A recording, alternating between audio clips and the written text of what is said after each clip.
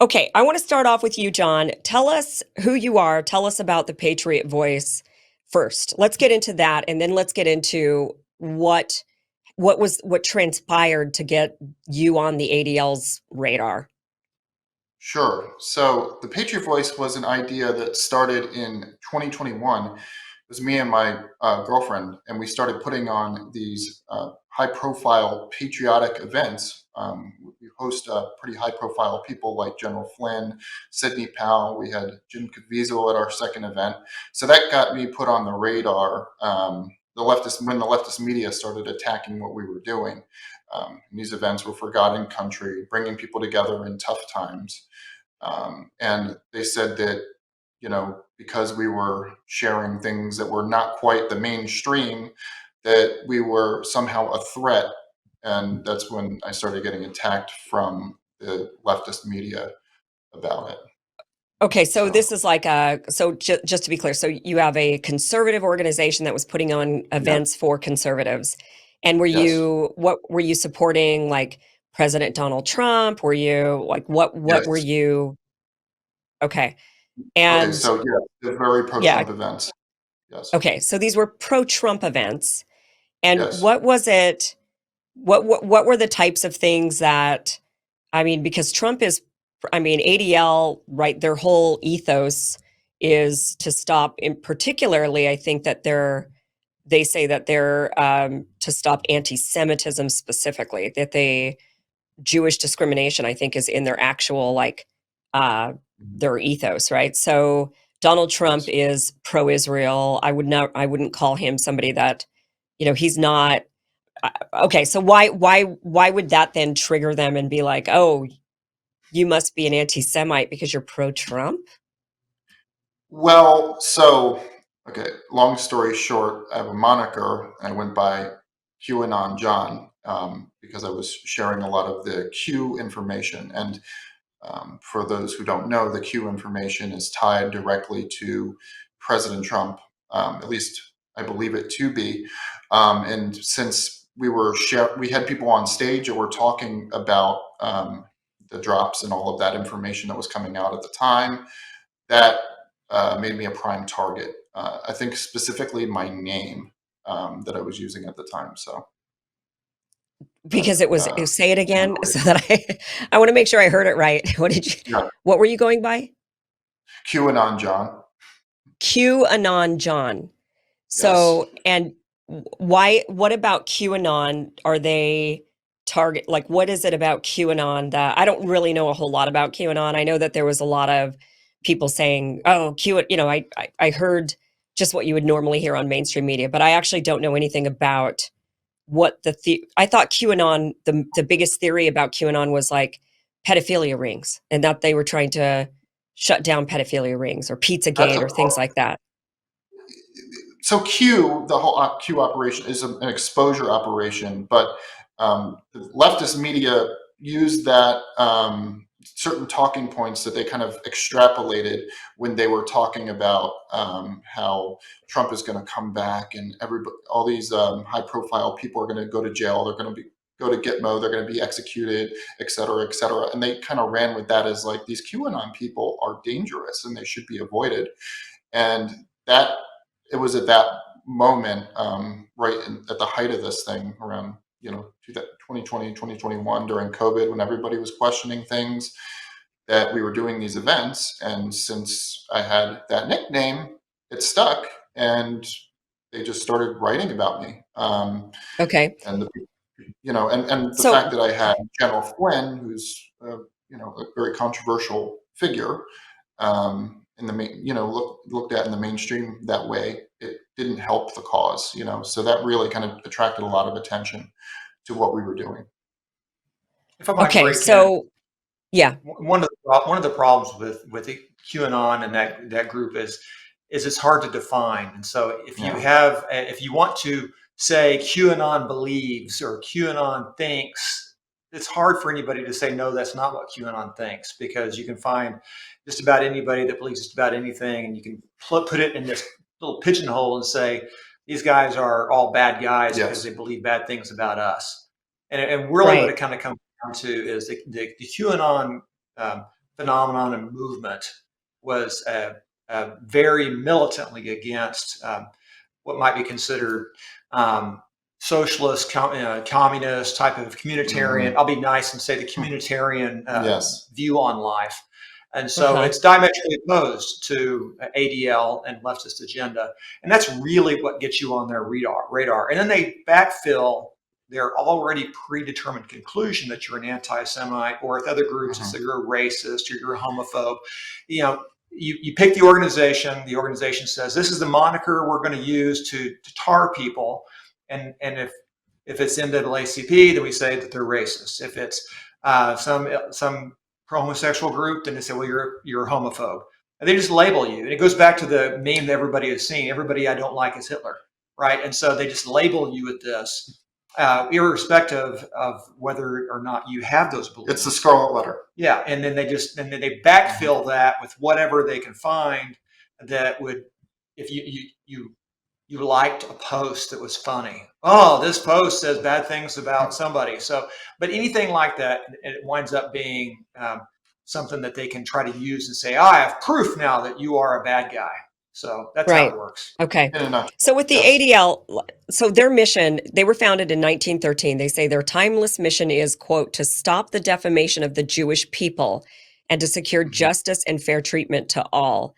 So they label, so they're not just dealing with anti-Semitism as a label, right? They're the label, like what types of labels do they stick on people? Or is it just anti-Semitism that the ADL focuses on? It is not just anti-Semitism. In fact, they have an entire division called the Center on Extremism. And this is a new thing. I believe it started in 2021, coincidentally enough, where they take people like myself and people who actually are, hateful anti-Semitic people, or white supremacists, or murderers, or terrorists, and put them on this glossary list so that the public can see. I guess their whole thing is that they need to somehow expose the evils in this world, even though a lot of these people, myself included, don't belong on that list at all. That's the problem. And if you see what's going on now with the whole idea around doxing, this is no different than that. There's no reason to put somebody on an extremist glossary for public consumption unless your intent is to hurt that person, whether it's physically, have somebody go to your house, like what just happened with Nick Fuentes, just for an example, or whether that's monetarily or your reputational. And in my case, it's monetary, it's reputational, and God knows, if I've been protected from somebody trying to physically harm me. But that's the whole idea behind this thing, is they call it unmasking to kind of get around doxing, but that's what it is. Yeah, the organization that exists for anti-defamation wants to shut down free speech in the name of anti-defamation. And the way they do it seems like they're defaming. They're doing the defamation. It's defamation. Right. So, I mean, so Warren, then let me have you jump in here a little bit on this, on the legal aspect of this, because so the ADL, the Anti-Defamation League, literally puts a list together to defame people. I mean, that's what that's their whole, I mean, I don't know what else they do besides label people and say this person is an anti-Semite or this person is an extremist or something, right? So they compile this list. How is that legal? How is that not defamation in and of itself? And is it illegal for them to do that? It's a defamation is always very interesting, and we do a lot of defamation. You say that person's crazy. That's defamatory, but it's not actionable. You can't sue somebody for saying that you're crazy. It's somebody's opinion. It's you're not saying you're just saying that it's your opinion, or that person's stupid. But if you say that person's a racist, well, that person may lose their job. That person may lose all sorts of, they will lose out in the social world. So that's defamation per se. And defamation per se is actionable defamation that is so bad that we've decided as a society in our legal system that we're going to allow you to sue people without even showing damages.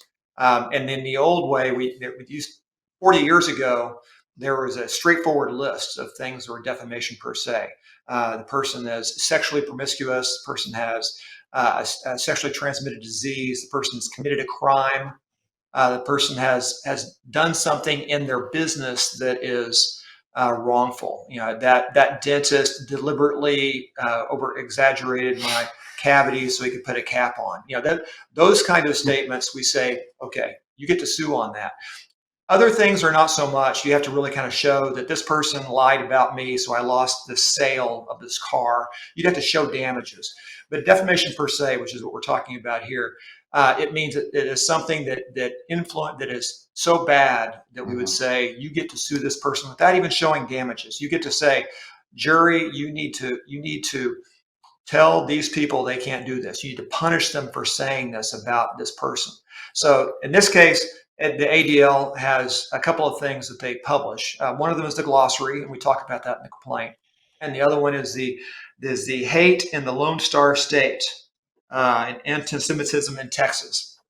And this is a report that they did where they put John in here with other people. And one of the interesting things they do is they'll tag somebody who's actually hideous, and they'll put them on the report or in the glossary. Say, oh, that's a legit glossary. That person belongs there. And then they'll put people they don't like in there as well.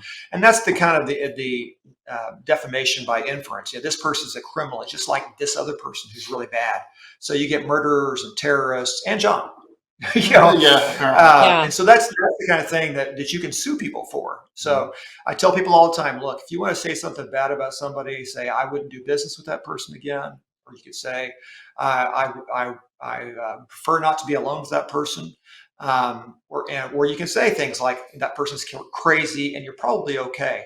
But if you're a psychiatrist and you say this person's crazy because I talked to him for 15 sessions, that's going to convey a little bit something different, right? So it's not a real bright line quite often. But in this world, today's time and age, if you say this person's racist, this person's an anti-Semite, that's actionable. That means I can file a lawsuit on it and look for damages. Right. So this is where it gets this debate gets into an interesting territory, right? Because it's like a free speech. There's a line here that is a free speech line, I suppose. And then but there's also just defamation. And I think a lot of us, I mean, I'm a big free speech person, but I'm also really sick of the labeling. And I've seen that these labels that are being slapped on people, like you say, racist or transphobe or, whatever, like all of these different anti-Semite, right? They're putting all these labels on people and they are having an actual impact on that person's life. I mean, they really, like, for example, during COVID, because I kept insisting that the vaccines did not stop the spread, I was labeled in actual by news organizations. They would put out pieces calling me a conspiracy theorist for saying something that was actually not a conspiracy theory at all, but actually true. The vaccines did not stop the spread, right? So, but nonetheless, they were still able to do this. And I think what a lot of us don't understand, I mean, we've seen this over and over with a variety of different people being labeled racist, or this person criticizes Israel, so therefore they're an anti-Semite, right? We're getting all of these are actually harming the reputation of that person, where certain jobs, who knows how many jobs I could maybe lost out on being labeled a conspiracy theorist, or how many jobs a person's loses out on when they criticize Israel and they're called anti-Semite, right? I mean, we don't even know like what exactly they're losing out on. So I think, but then people say, so if you then say, well, look, I think this is defamation, and I think that we should go after these people or these organizations for saying these types of things, then you got a whole crowd of people that are going to chime in and say, well, that's free speech. They're allowed to say what they want to say. And this is a free speech issue. So this is where it gets, I mean, personally, I almost feel like the labeling, if you are in a position of power, so myself, like having a show, right? Or if you're the ADL and you have a publication, or if you're, like you said, a psychiatrist and you're calling somebody crazy, if you're in a position of power or authority, I suppose, I almost think you shouldn't be allowed to use labels at all. Like you could say, this person said XYZ thing, but you're not, but you shouldn't be able to say that person's an anti-Semite.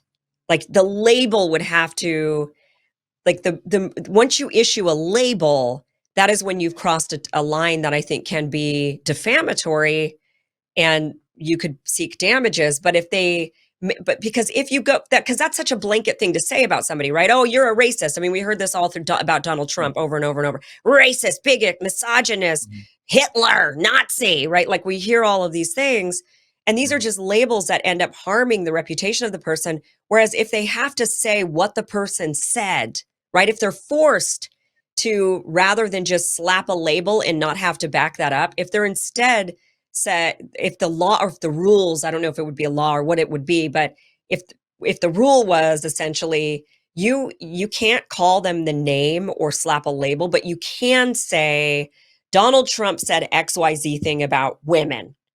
So you just stop short of saying he's a misogynist, right? You say he said this thing about women. The reader to that conclusion. That's right. Yeah. So there's a Right. couple of issues with these kinds of things. First of all, everybody defames Trump, right? So our president gets told, 1,000 people a day say he's a racist. Why can't Donald Trump sue all those people? Because Right. he's famous. And so if you're famous, So what? people can say So bad things what? about you. Yeah, if you're famous, people can say bad things about you, and the only time you can sue is if the defamed person, in this case President Trump, can prove that the person knew that he was lying and what he was saying was untrue. So famous people can be defamed routinely as long as the person believes it, and they don't have to do a lot of research to figure that out. It's different when you're a private person, and then we have something called a limited public person. So if you're famous for a particular thing that you did, then and a teacher is a good example of this. We've had situations where a teacher is a limited public person when somebody films their classroom, because that teacher should not be doing anything in that classroom that shouldn't be able to be put in the public, right? And that person signed up to be for these people. So there's lots of these little issues, but the reason I bring it up is because it was an issue in this case. ADL early on, in fact, not even early on, just recently, argued that because John is they argued he was a public person, and therefore they didn't have to do as much due diligence. Limited purpose public figure. Yeah, so a limited purpose public figure. Lost on that. And they lost on that. So Judge O'Connor, and it's iffy, right? It's iffy. John has a platform. Right. So there are rules, there are elements that we apply, and Judge O'Connor got it right, of course. And said no, he's not a public person, even for a limited purpose of this kind of defamation. So, well, what do they consider a public person then? Because if you're John going out there putting on events, you've even means people know you well enough to give you a nickname. What then constitutes a public person? Yeah. And then, so first tell me what is a public person then? Public person will be anybody who is elected officials are public people. That's usually it. I have argued before that a PAC treasurer is a limited public person for that purpose, right? And so it's not always obvious. We sued a person who's on city council, was off for about a year and a half, and he did a bad thing, committed a crime. And then he sued the people that brought it up and said they were defaming him. And we successfully said, no, you're still a public person because you're well known, because you were an elected official and you have a lot of say in public policy. So there are going to be people, for example, you would probably fall on the other side just because your show, if you did something in your show where you said, well, I think all these people are anti-Semitic, and you made things up, then you would probably be held liable for that, more so than the average bear. And if somebody said, well, I believe this about you, and they were sloppy about it, then they would probably be less so. But if you're going on your way home, and that is so unfair. That's so unfair, by the way. So I would be held. Right. So you're saying that I would be held more accountable because of the platform, but then others can say things about me and be held less accountable because of the platform. It's more the other way. People are held to a lesser standard and they defame you. then you would probably, it depends on who you're defaming. The target of defamation is the issue. So the fact that the Anti-Defamation League defamed a private citizen now makes them liable for puts them under the negligence standard, correct? Right. See, It's a the big difference deal. is if you're a public person, then you have to be able to, you have to prove that the person defaming you knew he was lying. So it's not that your liability is greater. It is that people trying to defame you, if you want to sue them, then you have to show that they knew that they were lying about you. That's it. So it doesn't make a famous person more culpable. It just makes them an easier target. So, but if you're defaming a private person, then it's negligence. It's not, I don't have to know, if you want to defame Joe Blow down the street or John, then you have to do some due diligence to make sure it's true before you decide that you're going to go off and call him a racist or an anti-Semite or a homophobe. You have to have a better basis than that. And so, okay, but just to be clear on that is only for those with a platform or some sort of in a position of power, right? Like the average Joe Blow down the street could say something about Joe Blow down the other street, and that's okay for them to say that without. No.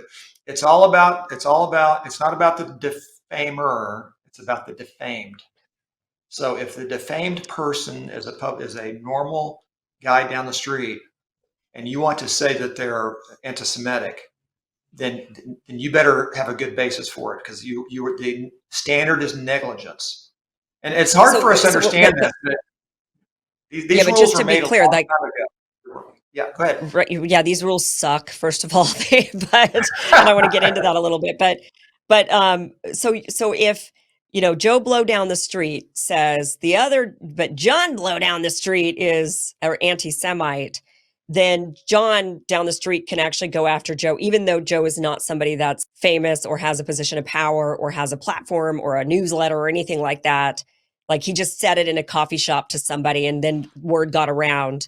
And then this other guy finds out that, whoa, he's calling me an anti-Semite. You can actually go and just two average people can just go and sue. One can sue the other for defamation in that particular. Oh, wow. Yeah. Okay. The problem that we have here is today everybody does this. If you think about 40 years ago, if somebody said that person's a homosexual, it would have been, oh man, that's a big deal. And that would cause you to lose a job. And that might cause you serious problems in your marriage. All sorts of bad things could happen. So a lot of these things that we took very seriously as horrible things to say about somebody 40 years ago, we pretty much say that kind of stuff all the time about people today. But the law doesn't change that fast. Mm-hmm. So what we say, if you say that somebody is walking around HIV positive, that's defamation per se. Good, strong case law on that. You say that person's promiscuous. The gal that wanted to sleep with 1,000 men in so much time, she's bragging about it. So the culture doesn't, the law doesn't respond to the cultural changes perhaps as fast. And so today, but it's still true that people lose jobs and they lose their platform position, and PayPal disinvites them. They won't let them use them if they hear about something they don't like about you. And that happens pretty fast. So a conservative group gets disinvited at the 3 days before an event at the last minute while trucks are already rolling in. Sorry, we don't like you. And because we don't like the contents of your, we've decided we don't like the contents, even though we have a contract and even though you're supposed to be allowing us in and we paid a deposit. These things happen all the time. And that's where it's still damaging. Thanks for watching this clip from the full Kim Iverson Show. If you want to watch the full show, visit KimIversonShow.com. The show airs every Monday through Friday at 5 p.m. Pacific, 8 p.m. Eastern. Again, it's KimIversonShow.com. See you then.